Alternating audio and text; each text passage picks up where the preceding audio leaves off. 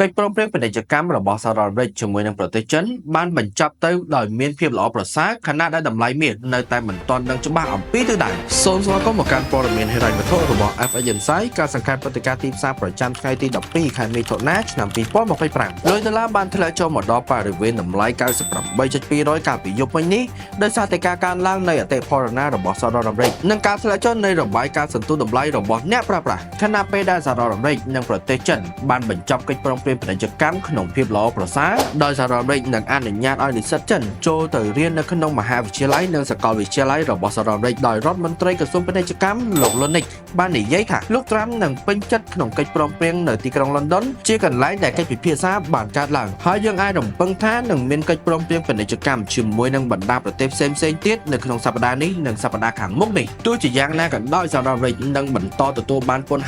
55% ពីប្រទេសចិនជាមួយនឹង 25% ក្នុងការឡើងកាន់តំណែងដំបូងរបស់លោកត្រាំហើយ 20% គឺនៅក្នុងអាណត្តិបច្ចុប្បន្ននេះនិង 10% ពីការពិន័យនៃការនាំចូលនៃថ្នាំហ្វីតានីនការថមថយនៃលុយដុល្លារបានធ្វើឲ្យរូបិយប័ណ្ណផ្សេងៗឯទៀតមានការកើនឡើងដូចជាលុយអឺរ៉ូលុយផោនលុយអូស៊ីរួមផ្សំទាំងលុយយេនផងដែរតម្លៃមាសបានកើនឡើង $54 នៅក្នុងមួយតម្លឹងដែលបានកើនឡើងពីកម្រិតតម្លៃ $3,997 មកកម្រិតតម្លៃ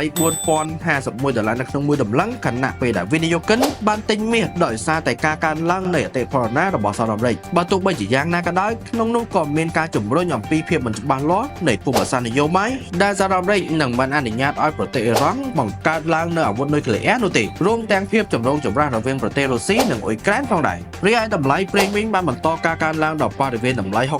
67.500 ក្នុង1បារ៉ែលដោយសារតែភាពមិនច្បាស់លាស់នៃសង្គ្រាមរុស្ស៊ីនិងអ៊ុយក្រែនដែលកំពុងតែបន្តរួមផ្សំទាំងតំបន់មជ្ឈិមបូព៌ាដែលសហរដ្ឋអាមេរិកបានបង្ខំឲ្យទាហាននៅមជ្ឈិមបូព៌ាឲ្យចាកចេញនិងបញ្ឈប់ការផលិតអាវុធនុយក្លេអ៊ែរការអេឡិចត្រូនិក Bitcoin បានធ្លាក់ចុះ $2,400 ក្នុងមួយកាក់ដែលបានធ្លាក់ចុះពីកម្រិតតម្លៃ $11,400 មកកម្រិតតម្លៃ $18,000 ក្នុងមួយកាក់សូមអរគុណចំពោះការតាមដានព័ត៌មានហិរញ្ញវត្ថុរបស់ FH Insight